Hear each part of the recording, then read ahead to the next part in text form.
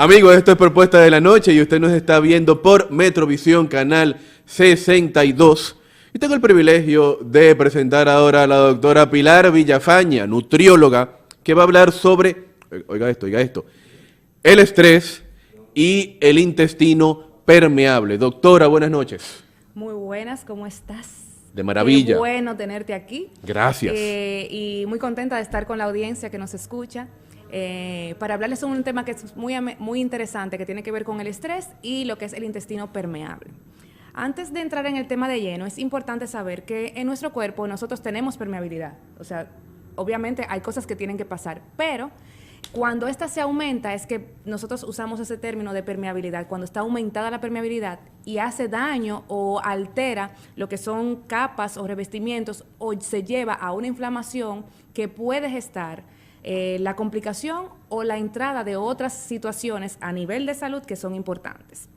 Hay muchos estudios y a mí me gusta venir siempre preparada como con estudios para dar más veracidad a lo que es la medicina basada en la evidencia. Y hay un estudio que me gustó mucho y por eso se lo voy a compartir, que habla de estrés psicológico, disfunciones de la barrera intestinal y trastornos autoinmunes, una visión general. Se los menciono por si lo quieren buscar, porque yo simplemente voy a tocar puntos que realmente me encontré interesante, que tiene que ver con esa relación que hay con el estrés y nosotros aumentar la permeabilidad del intestino y llegar a eso que nosotros conocemos como ese intestino permeable. ¿Qué es entonces el intestino permeable? El intestino permeable es una alteración que ocurre en la pared del intestino, en las barreras, en el revestimiento del intestino. Imagínense que bueno, el anillo no me ayuda, pero que toda la barrera intestinal está toda pegadita. Luego, porque comienza a pasar por inflamación, por agentes estresores, se comienza a abrir esa barrera. ¿Y qué hace?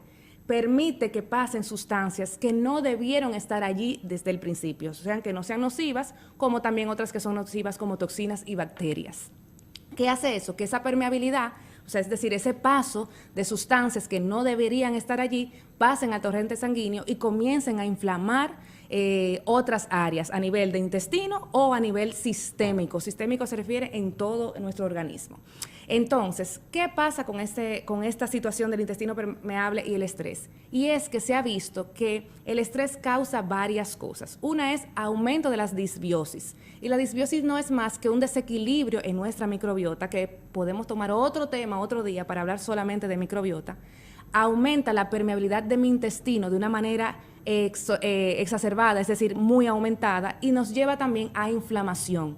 Y esa inflamación es en el intestino, pero también en todo nuestro sistema a nivel sistémico, reflejándose así a que pueda desencadenar otros factores como son factores alérgicos e inclusive enfermedades autoinmunes que quizás estaban apagaditas allí, pero el exceso del estrés y la condición de inflamación llevan a que éstas se manifiesten o no estén controladas en la justa medida.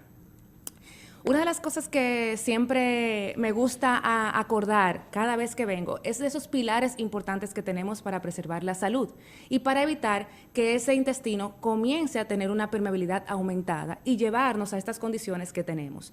Y lo que el estudio nos hablaba muy directamente es cómo el estrés o cómo esas situaciones de estrés pueden llevar a que continuemos con la inflamación, a que continuemos dañando el tejido y por tanto ese tejido lacerado se abre porque tiene más friabilidad y permite el paso de esas sustancias o esas toxinas. ¿Qué podemos nosotros hacer entonces? Siempre les voy a hablar como les repito, de los pilares importantes. Nosotros tener en cuenta cómo nos alimentamos es sumamente importante. Para nosotros evitar que esas situaciones de permeabilidad que ya tenemos, entonces tenemos que tener una dieta que sea antiinflamatoria. Tratar de llevar que la alimentación que tengamos sean alimentos que no nos lleven a esa inflamación. Mayormente suelen ser esos hidratos de carbono refinados, los aceites que son refinados como el aceite de cánola, el aceite de soya y otros más. Las harinas suelen ser muy proinflamatorias y en algunos casos la carne de res no es que es mala, pero en ciertos momentos hay que evitar o poner al que el paciente limite la ingesta de esta carne de res, como también la ingesta de lo que tiene que ver con ciertos tipos de lácteos, a excepción de lo que sería el yogur, que es un derivado de los lácteos un poquito distinto y que al contrario nos puede ayudar a nosotros a repoblar de manera efectiva la microbiota intestinal.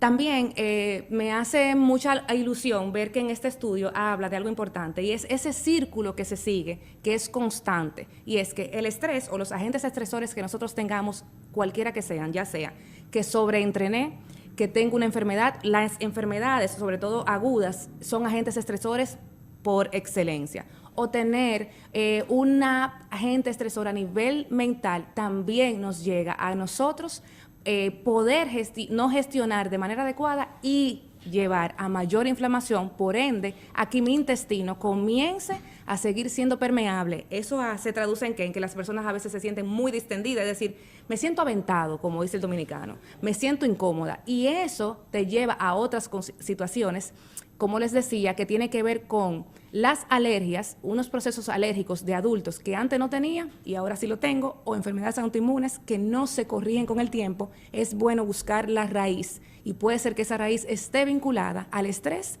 y al intestino permeable.